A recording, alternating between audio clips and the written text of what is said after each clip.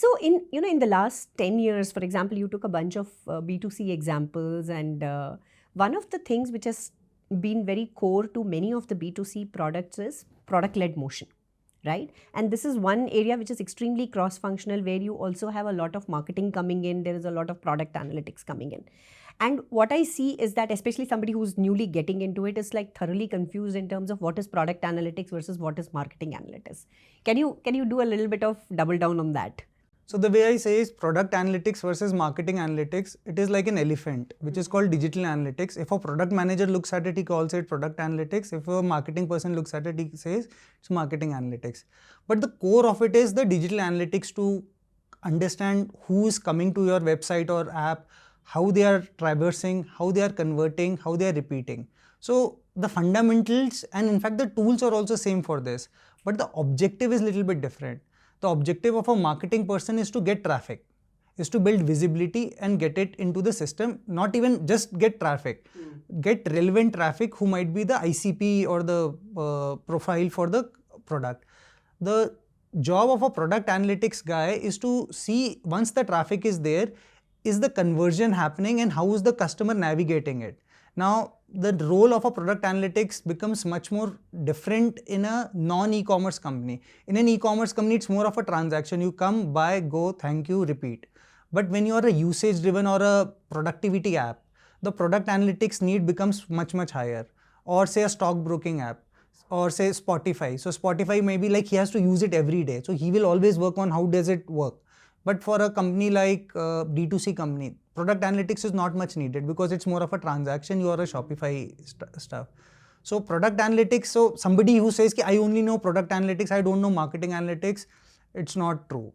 And people come from different backgrounds. If you just come from product background, it will not be very great. You have to understand a little bit tech, you have to understand a little bit marketing, and then you have to collaborate, teach each other stuff, and then it works beautifully. Yeah, no, I agree. And because I've seen, okay, once you have landed in this website, my job is done. From here, you take over. I have personally It's easy to get, in India, it's easy to get traffic. Right. You run a free offer, something, you will get millions of traffic. Correct. But is it relevant? Yeah. And as you rightly said, right, ki journey breakdown nahi honi chahiye. If I'm clicking on something, am I really landing there or not? I think those are the, become the weaker areas. Yeah. I'll give you one other example. Okay, so product, say especially in e-commerce because I work with them, cataloging is a very central part. So in cataloging, you have to upload the cataloging into Google Merchant Center. Okay, so that is also a tech part. If that cataloging sync is not working well, so Google, when somebody is searching say t-shirts, you will not see your t-shirt well. So that sync has to work well. The offers has to come from the marketing team. So your SEO, your this, all these things are so interrelated. Correct. So it cannot exist in isolation. So I definitely say a good product manager is who understands marketing well.